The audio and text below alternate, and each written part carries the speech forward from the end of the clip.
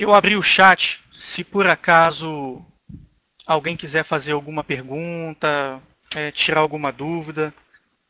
Eu pulei ali a dica, mas como ficou na tela, eu acredito que todos tenham lido, né?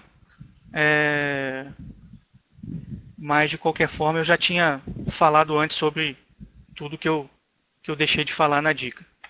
E lembrando também que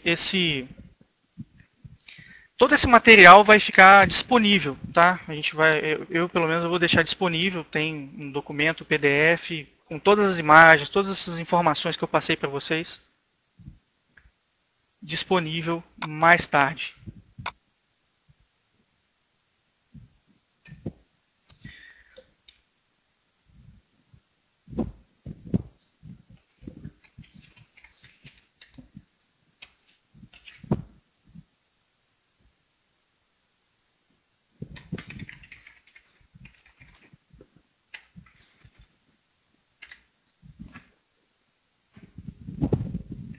Bom, vamos ver aqui algumas perguntas aqui. Valeu, obrigado, gente. Obrigado mesmo. Fico feliz de vocês terem gostado aí do material.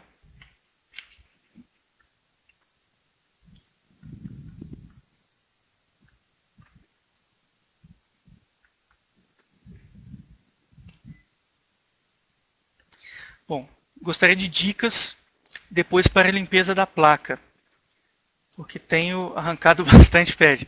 Bom, a limpeza, primeiro, eu vou te passar a minha experiência pessoal.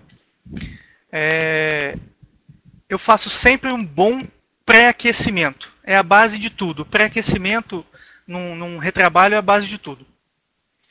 Quando você faz um bom pré-aquecimento, a temperatura de cura da solda é menor. Então você consegue, numa baixa temperatura, conseguir remover mais facilmente o chip. Para quem configura perfil, sabe até melhor do que eu isso.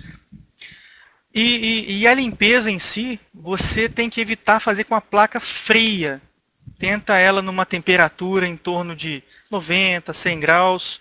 Ainda em cima, se você tem uma estação de retrabalho BGA, ainda em cima da bandeja, você pode fazer essa limpeza usando a fita dessoldadora, ou malha dessoldadora, e assim fazendo essa limpeza, né?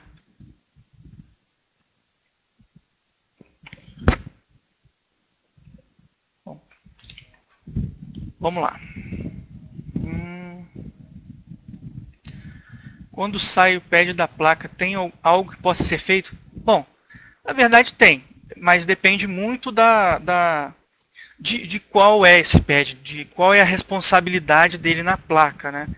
Então, existe, você pode, eu já fiz inclusive, você pode pegar um fio bem fino, eu uso até um fio, eu pego aquele cabo antigo de comunicação de HD, drive de DVD, chamado IDE, removo um fio daquele, corto no tamanho certo, e no caso de ser um neutro, ou algum que eu sei que é o mesmo, que faz 1.05, que faz 1.5, né? Aí no caso tem que verificar no próprio esquema elétrico.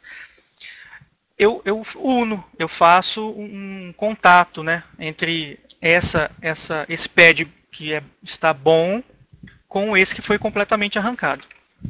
Tem como sim. É bem chato, é bem difícil. Hoje em dia eu nem faço mais. Até mesmo porque, graças a Deus, na dica, né, que eu deixei de falar, é importante que você faça movimentos para baixo, para quem ainda tem um sustinho na hora de tirar o chip, para quem não tem essas excelentes máquinas que você conta o tempo, vai lá e remove o chip. Para você saber se está no tempo certo, você pode fazer não movimentos laterais, isso vai fazer com que o pad saia. Você faz movimentos para baixo. Esses movimentos para baixo não vão danificar o pad, não vão fazer com que ele saia. Quando tiver no tempo de sair, aí você vai saber. Você pressiona levemente nos cantos do chipset e ele vai te mostrar se ele está abaixando ou não. Os 4 lados estão abaixando, então significa que ele está apto a ser removido. Você remove e dificilmente você vai ter um problema de remoção de pad juntamente com o chip. Mas eu já fiz muito, já aconteceu muito de eu ter que fazer isso. Essa liga, né? Colocar um fio bem fino num pad que eu sei que é o mesmo contato do que foi removido até chegar a ele. Bom, vamos ver se tem mais alguma pergunta aqui.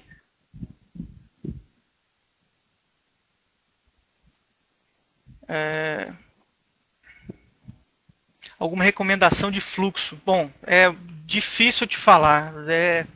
É igual restaurante, é igual médico. Cada um gosta de um, né? E é difícil falar sobre um fluxo. Mas o que tenha, normalmente, quanto mais claro ele for, menor é a condutibilidade dele e, consequentemente, mais qualidade ele tem. Mas depende muito até para o que você for usar. Para o retrabalho, o BGA, quanto mais claro, melhor. Agora, questão de marca, aí varia muito até do gosto de utilização, né?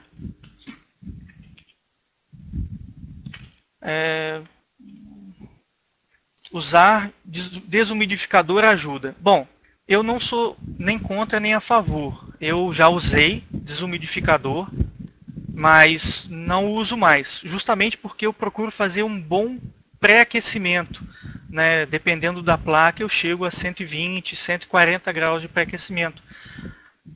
E durante um tempo determinado, dependendo da placa.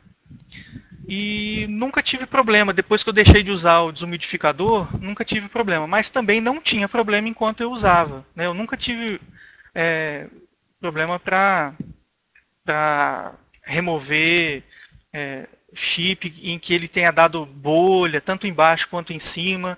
Depois que, lógico, que eu comecei a fazer o processo correto, porque todos nós aqui começamos, né? Então, depois que eu comecei a fazer o processo correto, né, me atentar a esses detalhes, não tive problema tanto com o desumidificador como sem o desumidificador. Aí o Alisson fala aqui de uma marca de fluxo, sim, uma excelente, né? O Cássio também. São todas essas são excelentes, elas são numa composição bem clarinha, vocês podem ver que ela é diferente até de uma, que eu tenho uma aqui que eu não uso para BGA, mas ela é uma NCXP692, ela é super escura. Né? Se eu for fazer um retrabalho BGA com ela, vai ficar horrível. Então eu não uso.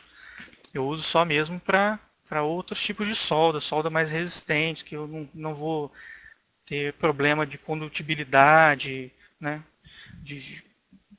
Desses problemas até de rugosidade e de vácuo principalmente. Tem muito fluxo falsificado por aí mesmo, isso é verdade. A gente compra pensando que é e não é.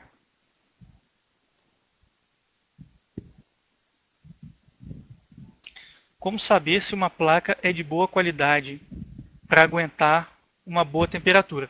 Todas as placas, elas aguentam a temperatura. Elas são acostumadas, né? No processo de fabricação, elas suportam esse calor. A repetição na exposição dessa placa à temperatura e o tempo em altas temperaturas é o que danifica. Um exemplo é que algumas pessoas no retrabalho BGA não respeitam o pré-aquecimento, né? E não respeitam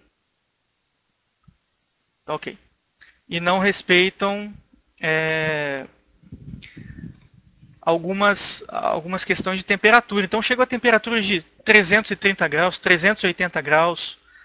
Quanto maior a temperatura, menor é o tempo que você tem para expor ela a grandes temperaturas. Então, se você seguir um pré-aquecimento entre 120 graus, por exemplo, 100, 120, 140 graus, você vai perceber que o chipset vai sair muito mais facilmente. Em contrapartida, você vai expor muito menos a placa ao calor excessivo. Mas aguentar, todas aguentam. Bom, gente. Não, pasta de solda não é recomendado. Essa mais escura, essa é uma porcaria.